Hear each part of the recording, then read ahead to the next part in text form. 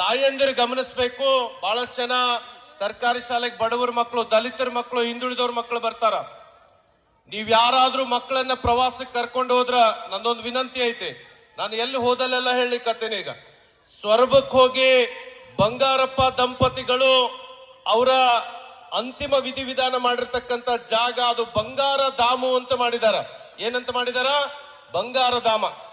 ನಿಮ್ಮ ಮಕ್ಕಳಿಗೆ ಅದನ್ನ ತೋರಿಸ್ಕೊಂಡು ಬರ್ಬೇಕು ನೀವು. ನಾನು ಮಧು ಬಂಗಾರಪ್ಪನವ್ರನ್ನ ದಿನ ಬೆಂಗಳೂರಿನಾಗ ಭೇಟಿ ಮಾಡ್ತಿದ್ದೆ.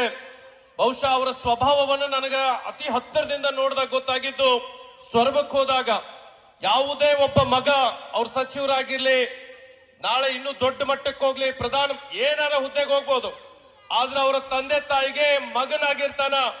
ಒಬ್ಬ ಮಗನಾಗಿ ಆ ತಂದೆ ತಾಯಿಯ ಒಂದು ಆ ಅಂತಿಮವಾಗಿರ್ತಕ್ಕಂಥ ಸ್ಥಳವನ್ನ ಇಷ್ಟು ಅದ್ಭುತವಾಗಿ ಮಾಡಿದಾರಲ್ಲ, ಯಾವುದೇ ಮಕ್ಕಳಿಗೆ ಅದು ಪ್ರೇರಣೆಯನ್ನು ನೀಡ್ತದೆ.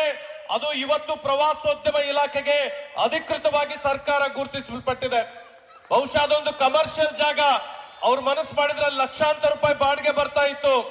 ಆದ್ರೆ ಅದನ್ನೊಂದು ವಿದ್ಯಾರ್ಥಿಗಳು ಓದ್ಲಿಕ್ಕೆ ಜಾಗ ಮಾಡಿದಾರ. ಸುಂದರವಾಗಿಂತ ಇಂಥ ಕಾರ್ಯಕ್ರಮಗಳು ನಡೆಸಬಹುದು.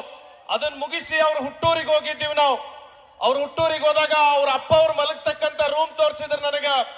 ಅವ್ರ ತಂದೆ ತಾಯಿ ಫೋಟೋಗೆ ಎಷ್ಟು ಸಲ ನಮಸ್ಕಾರ ಮಾಡಿದ್ರು ಗೊತ್ತಂದ್ರ, ಹೊರಗಿನಿಂದ ಹೊರಗೆ ಬರೋದ್ರೊಳಗ ಒಂದು 20 ಸಲ ನಮಸ್ಕಾರ ಮಾಡಿದ್ರು. ನಾನಂತಂದೆ ಮಧು ಬಂಗಾರಪ್ಪನವ್ರು ಎಂತ ಅದ್ಭುತ ಅಂತೇಳಿ.